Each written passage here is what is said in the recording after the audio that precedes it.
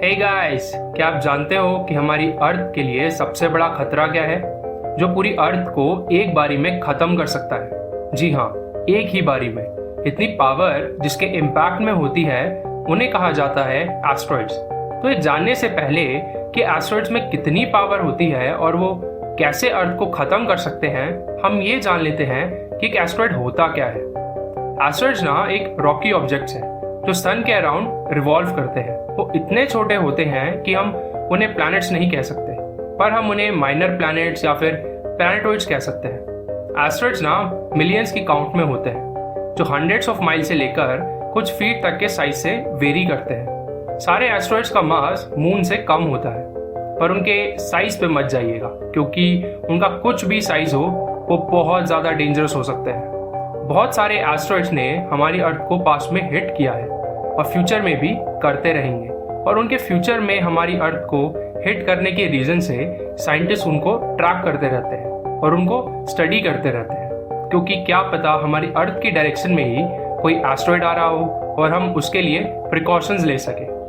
4.6 billion years पहले जब हमारा सोलर सिस्टम फॉर्म हुआ था, तब जो भी फॉर्मेशन के टाइम जो भी डस्ट और पार्टिकल्स रह गए थे उनसे एस्ट्रॉइड्स बने। सबसे बड़े एस्ट्रॉइड का साइज 940 किलोमीटर से लेकर सबसे छोटे एस्ट्रॉइड का साइज 2 मीटर्स तक होता है। सबसे छोटे एस्ट्रॉइड का नाम है TC-25, जो 2015 में देखा गया था जब वो अर्थ के पास से गुजरा था। सारे एस्ट्रॉइड्स इरेगुलर शेप के होते हैं, बट कुछ स्फेरिकल शेप के भी होते हैं, जैसे कि एस्ट्रॉइड सीरीज।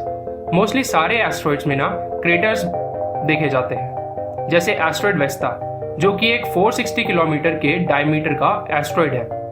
उसके अंदर बहुत सारे क्रेटर्स देखे गए हैं। सारे एस्ट्रॉइड्स का सरफेस सिर्फ और सिर्फ डस्ट का बना होता है। एस्ट्रॉइड्स बाइनरी और डबल भी होते हैं, जिसके अंदर दो एस्ट्रॉइड्स इक्वल साइज के एक दूसरे को ऑर्बिट करते हैं, और ट्रिपल एस्ट्रॉइड्स भी देखे जाते हैं।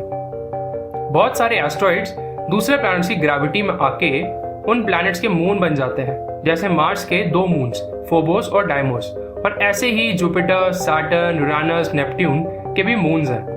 एक एवरेज एस्ट्रॉइड का टेम्परेचर -73 डिग्री सेल्सियस होता है, और सबसे बड़ी बात तो ये है कि एस्ट्रॉइड्स पिछले बिलियंस ऑफ ईयर से बिल्कुल भी चेंज नहीं हुए। अगर उनकी हम रिसर्च करें तो हमें हमारे सोलर सिस्टम का असली सच मिल सकता है कि हमारे सोलर सिस्टम फॉर्म होने का रियल रीजन क्या है।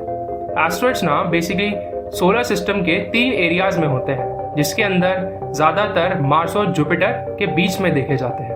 ये एक सबसे बड़ी और सबसे मेन एस्ट्रॉइड बेल्ट है, जिसके अंदर 200 से ज्यादा 200 किलोमीटर डायमीटर से भी बड़े एस्ट्रॉइड्स मिलते हैं।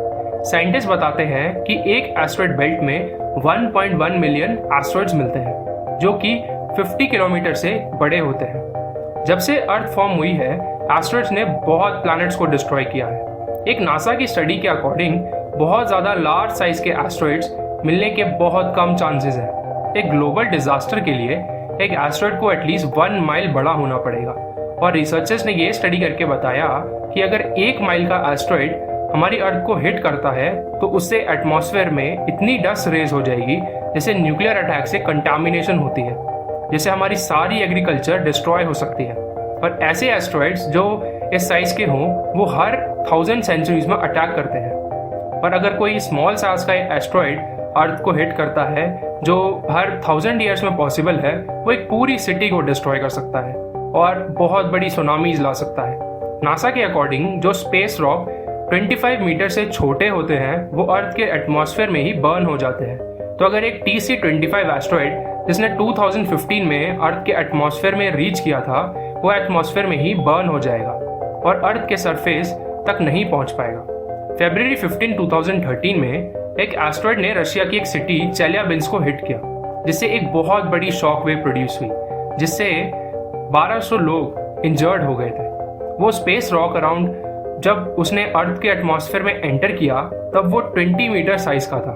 जब भी कोई एस्ट्रॉइड या फिर कोई उसका पार्ट अर्थ पे क्रैश करता है उसे मीटियोराइट कहा जाता है, और एस्ट्रॉइड का सबसे डेंजरस होने का रीजन ये है हम उनको इतनी जल्दी ट्रैक नहीं कर पाते और बहुत कम टाइम होता है कुछ रिएक्शन करने का, और उसी रीजन से एस्ट्रॉइड का इम्पैक्ट और ज्यादा पड़ता है। आयरॉनिकली बोला जाए तो वो एस्ट्रॉइड जो हमारी डेथ के रीजन बन सकते हैं, वही एक रीजन है जिनसे आज हम जिंदा हैं। ऐसा इसलिए कि जब एस्टेरॉयड का फॉर्मेशन हुआ तब अर्थ ड्राई और बैरन थी, पर जो एस्टेरॉयड्स और कॉमेट्स का जो कोलिजन हुआ उससे साइंटिस्ट कहते हैं कि अर्थ को वाटर और आइस मिली और कार्बन बेस्ड मॉलिक्यूल मिले। नासा के सीनियर्स ने बोला कि 4 से 5 बिलियन ईयर्स पहले जब कॉमेट्स और एस्टेरॉयड्स की रेन हुई अर्थ पर, उसी से लाइफ फॉर्म हुआ और उसी से लाइफ का एवोल्यूशन हुआ।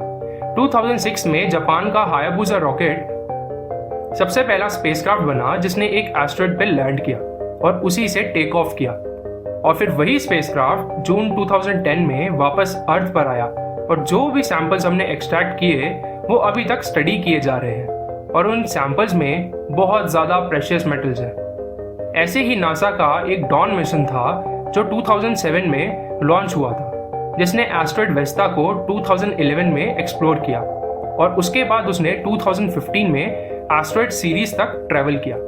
डॉन एक सबसे पहला स्पेसक्राफ्ट है जिसने वेस्टा और सीरीज एस्टेरॉयड को विजिट किया। अभी तक वो स्पेसक्राफ्ट उन एस्टेरॉयड के ऑर्बिट के अराउंड कर रहा है, वो रिवॉल्व कर रहा है, उसको स्टडी कर रहा है। इसी तरह 2016 में नासा ने ओसिरिस रेक्स को लॉन्च किया जिसने एस्टेरॉयड बेनू को एक्सप्लोर किया और उसके कुछ सैंपल्स अर्थ तक लेके आया। 2012 में एक कंपनी जिसका नाम प्लैनेटरी रिसोर्सेज है, उन्होंने अपने प्लान्स को अनाउंस किया कि वो एस्टेरॉयड से वाटर और प्रेशियस मेटल्स को एक्सट्रैक्ट करके लेके आएंगे जो बिलियंस ऑफ डॉलर्स के हो सकते हैं। उसी के बाद से नासा ने भी अपना एक एस्टेरॉयड कैप्चर मिशन को प्लान किया है जिसके अंदर वो एक एस्टेरॉयड को कैप्चर करके उसको क्लोजली स्टडी करेंगे, जिससे उनको सोलर सिस्टम के सारे सीक्रेट्स पता लग जाएंगे। सीनियर्स के अकॉर्डिंग ये एस्टिमेट किया गया है कि जो मार्स और जुपिटर के बीच में जो एस्टेरॉयड की बेल्ट है उसमें 1 मिलियन से ज़्यादा एस्टेरॉयड्स हैं। उसके अंदर के जो मिनरल्स हैं उनकी अगर कैलकुलेशन करें तो बताया जाता है कि हर इंसान जो अर्थ पर रहता है उसको 100 बिलियन डॉलर्स की वेल्थ मिल सकती है अगर उन सभी एस्टेरॉयड्स में से जो भी मिनरल्स और मेटल्स माइन करके अगर लेके आए। तो सोच के देखिए ज़रा, 100 बिलियन डॉलर्स हर इंसान के लिए। अब देखते हैं क्या डेंजर पोज करता है एक एस्टेरॉयड हमारी अर्थ के लिए। बड़े बड़े एस्टेरॉयड्स ने हमारे अर्थ से डायनासोर्स को एक्सटिंक्ट कर दिया, तो स्मॉलर एस्टेरॉयड्स का हम क्या डैमेज कर सकता है। 2017 में एक स्मॉल एस्टेरॉयड अर्थ के बिल्कुल पास आ गया था।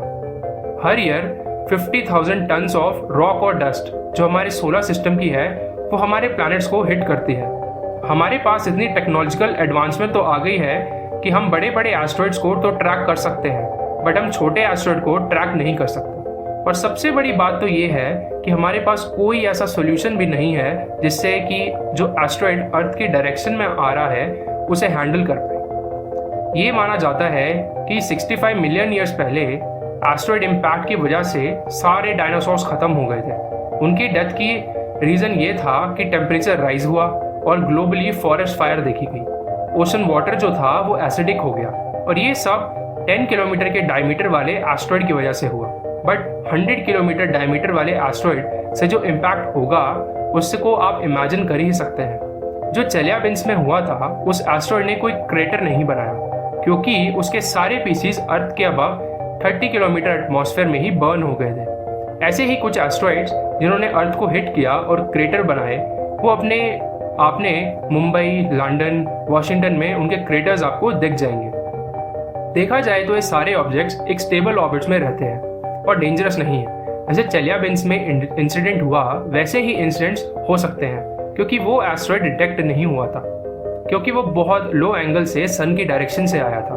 पर ऐसे बहुत सारे ऑब्जेक्ट्स हैं हमारे सोलर सिस्टम में जिन्हें हम ट्रैक नहीं कर पाते, और अगर ट्रैक कर भी लिया तो उसकी डायरेक्शन चेंज करना का सोल्यूशन अभी हमारे पास नहीं है।